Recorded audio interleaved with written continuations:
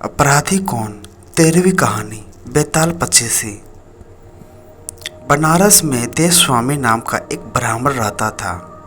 उसका हरिदास नाम का पुत्र था। हरिदास की बड़ी सुंदर पत्नी थी, नाम था लाम्यवती।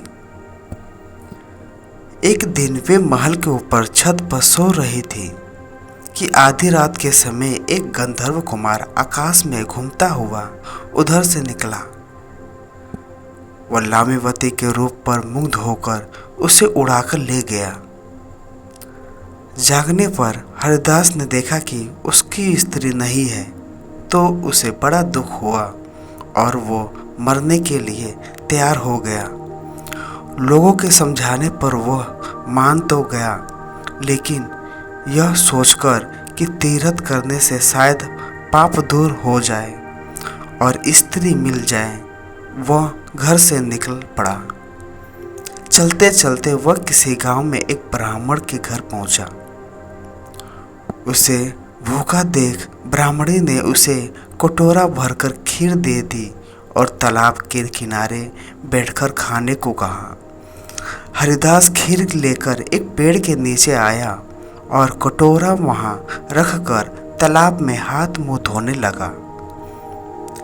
इसी बीच एक बाज किसी सांप को लेकर उसी पेड़ पर बैठा और जब वो उसे खाने लगा तो सांप के मुंह से जहर टपककर कटोरे में गिर गया।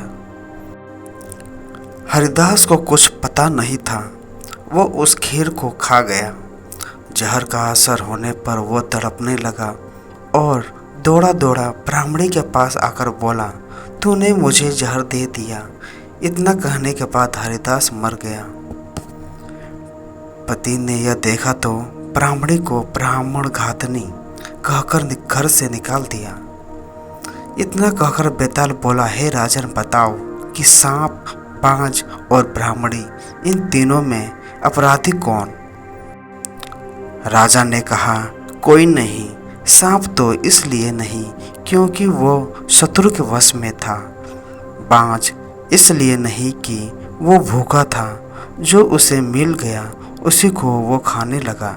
ब्राह्मणी इसलिए नहीं कि उसने अपना धर्म समझकर उसे खीर दी थी और अच्छी दी थी।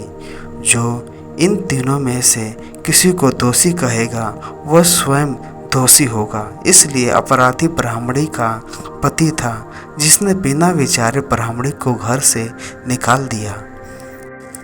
इतना सुनकर बेताल फिर पेड़ पर जा लटका और राजा को वहां जाकर उसे लाना पड़ा। रास्ते में बेताल ने एक और नई कहानी सुनाई।